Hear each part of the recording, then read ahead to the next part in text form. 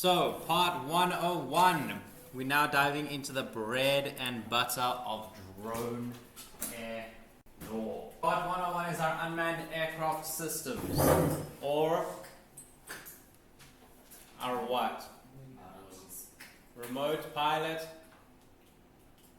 aircraft systems. Part 101 divides itself into 6 subparts. Actually, it divides itself into 5 subparts with the creation of part 71. What do I mean by that? You'll see what I mean by that now. Okay. But subpart 1 is general provisions. So it's basically, what do I need to know if I want to be a part 101 pilot? Okay. The first thing is, does this part actually apply to me? That's probably a very good question to ask, isn't it? Okay. The simple answer here is that this part applies to you if you fly a drone. The more complicated answer here is that this part does not apply to you if you are flying an unregistered drone and you're flying in a private capacity and so on and so forth. Okay. But ultimately, part 101, whether you are a private flyer or a commercial flyer, or maybe you fly within a corporate system, part 101 talks about you as the drone pilot, okay? As well as other things, other various things like a drone company and how a drone company operates, your remote maintenance technicians and how they operate, okay? It's to do with your drones. So, this part applies to class 1 and 2 of remotely piloted aircraft. Okay, in other words, when you get a drone, your drone is classified according to certain parameters. If you get a drone that is not very big per se, then it's going to be a smaller class, class 1. Okay, if you get a much bigger drone, it'll end up being a class 3 drone. So that's, you can kind of get the understanding of how we classify our drones. Okay. Ultimately, the way you look at it is how much damage can this drone cause to something in an accident. And therefore, if it's minor damage, class 1. If it's maximum damage, then class all the way up to class 5. Okay. All right. It also applies to persons acting as. Okay. Then there's a whole bunch of words there. But essentially what it's saying is if you own a drone, if you fly a drone, or if you have a company that is a drone company, then this part applies to you. Okay, cool. For the purpose of this part, your UAS may be operated for commercial, corporate, non-profit, and private operations. We'll get into the different types now, but commercial, corporates, and non-profits are all their own types of ROCs, now called a UASOC. This is an operating certificate, and essentially it says, cool, we have permission to be a drone company. Okay, cool. Private operations are their own thing, but let's go over it now. So, your commercial operations look like this. If your business is the drone, then you have commercial operations at play, and you need to get yourself a commercial UASOC. Guys, UASOC, Unmanned Aircraft System Operating Certificate. Okay, literally a certificate, a piece of paper that says we can fly drones and make money. Okay, that's what that piece of paper says. But you get 3 types. You get the commercial, the corporate, and the non-profit. Commercial is when the drone itself is your business asset. The drone itself is what generates your income. Okay, so it looks like this. If I am a videographer with the speciality of drones, and I'm hired by people for their weddings, and I go and I take my drone and I fly, and that is my income, right? Without the drone, I don't even have a business. That's a commercial operation. Okay. A corporate operation is where a drone is just a facet within the business. The drone is just part of the business model. It is not what generates the income. Usually what happens is the drone is used to save on income. How does that work? Well, let's go to our mines. So the reason that people use drones in mines is not to get a layout of the land. You've got your mine, you already know the layout of the land, okay? The reason you go and you use drones there is for security purposes. There's a bunch of raw materials and easily accessible resources. You think people aren't going to try and take some for themselves? You think people aren't going to try and steal? You think people aren't going to try and, oh, that's a cool little, dinky little machine over there, let me just throw it quickly, okay? That's what they do.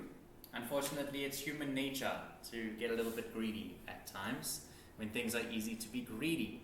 So what do they do to combat that? They put the drones in the skies. Okay, you got your drones in the skies, which now is surveying the land, watching all the resources, so that nobody can just nip and tag and take what they want. Okay, it is not generating the income for the business. The resources from the mine are generating the income, but what the drone is doing is creating security to allow for additional income. In other words, to prevent loss of income. Okay. That is where your corporate operation comes in, and you will therefore get yourself a corporate UASOC. Okay. And finally, you have a non-profit UASOC, and guys, this is so untalked about that I can't even tell you very much about it. All I can say is that if you're going to go through the process of setting up a UASOC, everybody that I have spoken to about this says it's useless to get yourself a non-profit UASOC, because then you're going to go through a whole process and pay a bunch of fees without getting anything in return. In other words, the only person who should be doing a non-profit is your Bill Gates, your Elon Musk. The only issue is that those who have money don't want to spend money on other people. Okay, so that's why the non-profit UASOC doesn't actually work as a system. Not until we as a human society evolve. Okay, and then finally you have your private operations. This is where you are not making any money. If you fly on a private capacity and you make money, you are doing something illegal. And if the CAA finds out, you're going to get way more than just a slap on your wrist, okay, on your knuckles. It's going to hurt, is what I'm telling you. Okay, your fees and charges, the part 185, what was it? Enforcement. Guys, I'm not kidding if you want to go and cry tonight. You're going to go and look at your enforcements and see the type of fines that the CAA will give you if you break a rule.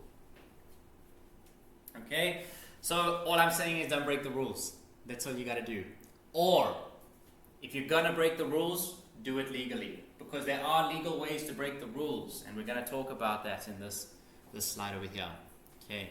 But ultimately, if you're flying privately, you fly for two reasons. Number one, you fly to test your drone.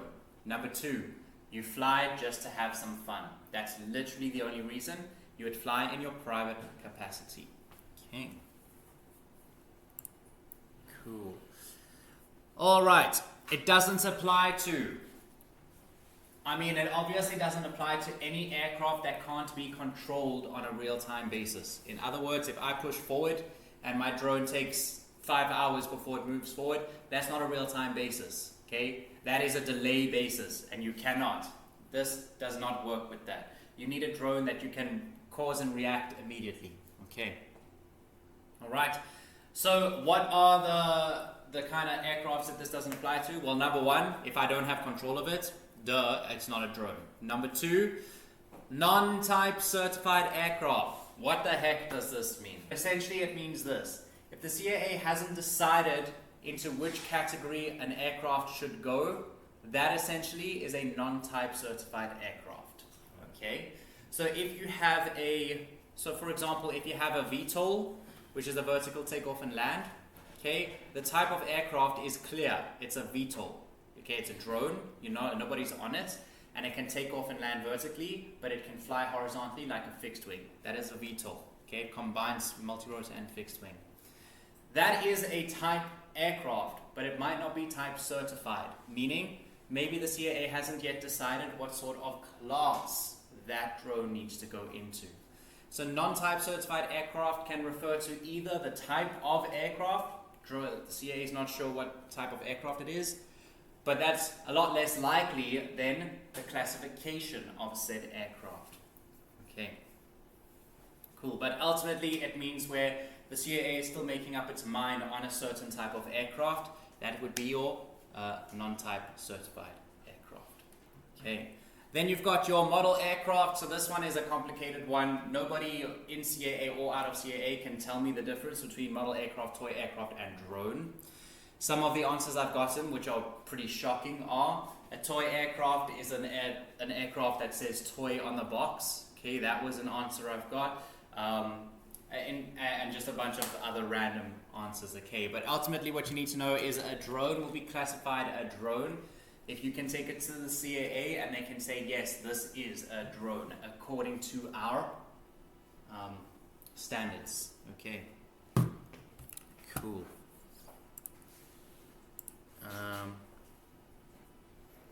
Yeah, boy. All right.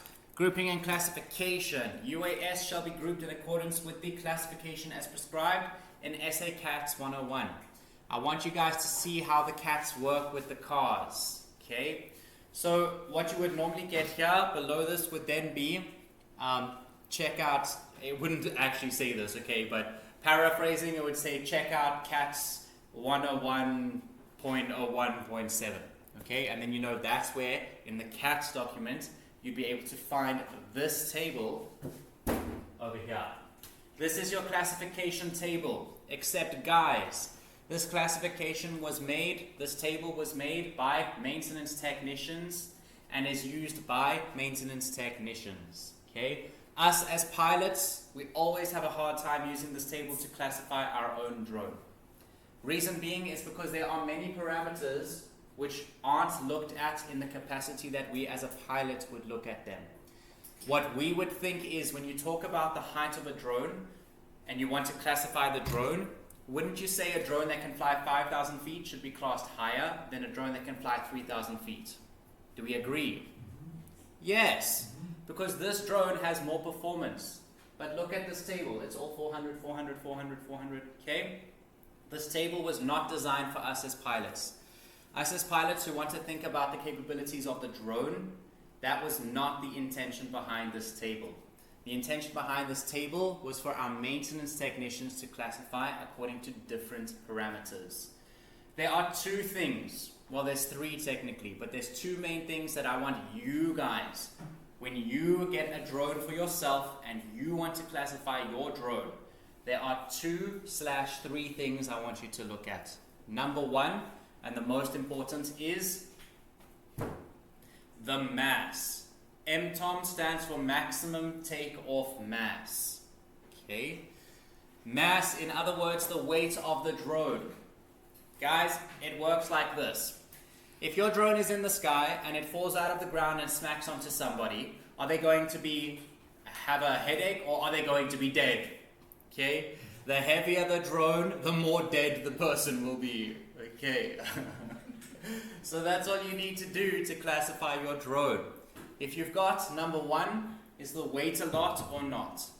Therefore, number two, how big is your drone? Because the bigger it is, the more weight there is. And number three, if you want to look at a third parameter, would be what is your drone made of? Okay. Why is that third one important? Or there. It's not so important, but it's there because of this exact reason. So let me just explain it. If I have a drone, I have a 10 kilogram metal drone, and I have a 10 kilogram drone made of natural resources. So let's just say mud, okay? Mud and coal and clay. Because yes, you can do that. If I have this drone of metal, 10 kilograms, and this drone of mud, 10 kilograms, and I fly them both into the wall, which one is going to go through the wall and which one is going to combust by itself? The one made of metal will go through the wall, and the one made of mud will literally just explode. Okay, there's going to be no No damage to the wall at all. It's mud, okay? We know what, if you take a mud ball and you throw it at the wall, does the wall break? No, it doesn't break, okay? The mud, the ball itself disperses. So that is why that third option is there for you to look at. However, you got to remember that when it comes to injury, when it comes to human beings and stuff, that third one doesn't apply. Why? Because 10 kilograms of whatever it is falling on top of you is still going to hurt you. Okay. Cool. Oh, but by the way, just for the exam, there is an exam question that says, what are the 4 parameters to classifying a drone? The parameters are this. Number 1, your line of sight. Number 2, your energy, which we'll talk about them now. Number 3, your height. And number 4, the MTOM, maximum takeoff mass. The weight of your drone is the easiest one to find.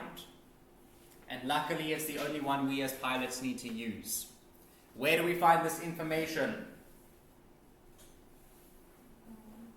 In the manual. You buy a drone, it comes with a booklet. You open the booklet, you find specs. You find weight of drone, boom shaka. If my drone weighs less than 1.5 kilograms, then cool. I know that I'm flying a class 1A drone. That easy. Okay. Height, guys, unfortunately is not talking according to drone capabilities. Height is actually referring to line of sight. So, if you're flying RVLOS/VLOS, we'll talk about RVLOS coming up, okay? But if you're flying VLOS with a class 1A, then this is saying you can't go above 400. Can you see the issue with this table for us pilots? We already know that 400 is the limit, so why is it telling us 400, 400, 400, 400? That shouldn't be what classifies a drone, okay? But for the UASMTs who have their own intentions for classification, that is the reason or the parameters they've given. Energy, guys, energy is talking about kinetic energy as well as impact energy. Okay, so you sum it up to what we call kinetic impact. What is kinetic energy? What is kineticism? It's movement. Okay, so kinetic energy is just energy in motion. It's just movement energy. Alright? What is impact energy? It's the force of an impact, the force of a collision before the collision happens. So in other words, your kinetic energy directly relates to your impact energy. Because if I'm doing this, that was an impact, but nothing has happened. Now if I went at that at the speed of a cheetah, I was going to go through the wall. Okay? That is how we look at impact energy in relation to kinetic energy. Alright. What is another parameter to look at to identify impact energy? It's the third parameter I gave just now. Yes, we used our speed, but it's also our material. Party. It's all good. Composition of the drone. Okay, if you've got a mud drone, again, you fly it into the wall.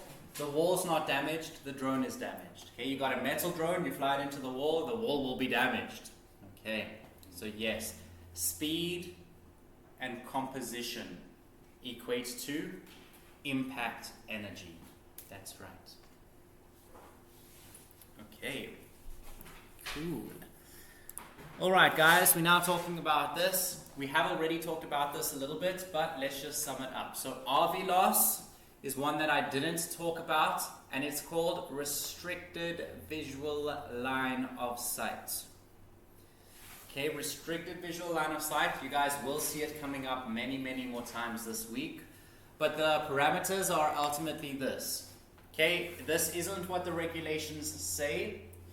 The reason we use these parameters instead of the regulations is because the regulations have a little bit of a twist with them when it comes to this. And we will talk about it, but right now let's just get these basic parameters out the way.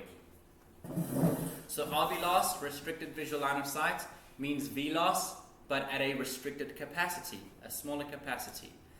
So it is no longer 400 feet high, okay, it is now 150 feet high, and it is no longer 500 meters wide, it is now 300 meters wide. Okay, those are your RVLOS parameters. Okay, 150 feet high, yeah, and then 300 meters wide, yeah. Okay, there we go on to VLOS. Oh, and also you still need to maintain direct eye contact, visual contact with your drone. Okay, and then VLOS is visual line of sight. How high? 400 feet. How wide? 500 meters. Good job. Why do we use feet and meters? Feet for distance, meters for, feet for height, meters for distance. Why is it not both feet or both meters? Standard. It's a standard. It's an ICAO standard. ICAO says let's use feet for height and meters for distance, or kilometers or nautical miles for distance, but feet for height in particular. What is the only place in the whole world that doesn't use feet for height? US. Yes. Why? Because they want to be different to everybody else. Yeah. And that is the actual answer. The actual answer. They don't use the metric system, right? They use inches and pounds. They don't use meters and kilometers. So of course they take the one time where they know the metric system will be different to the rest of the world, and they implement it there for their FAA standards in the USA. Okay. They're just going to make things difficult for the rest of the world, which is ridiculous. But anyways, okay, then you've got your EVLOS, extended visual line of sight. You put your observer at a 500 meter distance, you can fly another 500 meters. Okay, and then you've got your BVLOS flights. This is where technically you can fly as far and as high as you want, and you don't have to see the drone. If you are BVLOS rated and in the right country at the right time, you can fly your drone in a different country altogether. I could, if I wanted to, I could set up a flight for China, and I could fly a drone in China right now because of having the BVLOS rating. The only issue with this is that we know that BVLOS is actually still very restricted, right? You can't just willy-nilly fly I just want to fly 1,000 feet now, let me go and fly 1,000 feet now. Okay, no. You still have to go through the loops and holes to be able to do that. But the first loop, or the first hoop, is to have the BVLOS rating. When you've got that rating, you can then go and ask the permission you need to then break certain rules further. Alright? Cool. So this, guys, is restricted visual line of sight in what it actually says according to the law. Restricted visual line of sight says this in our regulations. It says, you can fly 500 meters away from you, but you cannot go beyond the highest object around you in terms of height. So, within a 300 meter radius. So let me revise what I just said. You're allowed to go 500 meters far, and your height has to be below the highest object around you within a 300 meter radius of where you are. Okay? So firstly, we already see the issue is that it's a complicated bunch of words to try and understand that. But beyond that, if we break it down, let's say we have an object next to us. So that is within 300 meters of our radius, right? We have an object next to us, and let's say it's 600 feet high. The regulation says that I can now break. If I were trained and competent in BVLOS, I was not going to be allowed to go beyond 400 feet. But now the regulation says that me as an RVLOS pilot, who doesn't even have to have a license, can go beyond my 400 feet because it's the highest object around me. So that's the first issue with this regulation, is that technically I can break standards before I've even begun training. Okay. The second one is, well, what if I'm in the middle of the desert and the highest object around me is a piece of grass this high? Okay. People say, yeah, but then you can fly your head height. And then it's like, yeah, I can fly my head height. And then what happens? The drone loses control and comes right for me in the head. Okay. There are a lot of issues with this regulation when it comes to RV loss. And that's why RV loss parameters are now set. And I've only ever fought with one person about this, because everybody else, including every single examiner I've come across, agrees with me that the parameters should instead be this: 150 feet high and 300 meters wide. If you're flying RV loss, forget about any of the regulations. Just focus on those limits there and you're always going to be good. Okay? Boom shaka. All right. UA sales or resales labeling. Okay, this is a bunch of information here. You guys are going to have to just go and read through this for yourself, because ain't no ways I'm about to read through all of this with you now.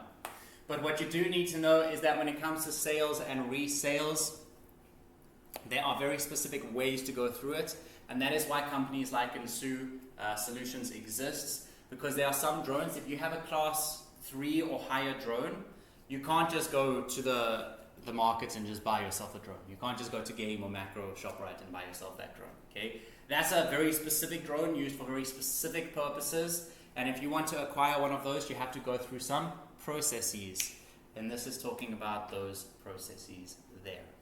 Okay, cool. It's also talking about things like, if you have a drone which is already registered, how would you sell it or resell it? What do you need to do? You need to get it off a certain document, off a certain ROC, put it on a different ROC. It's a whole process, okay? Just go ahead and read that when you have some time.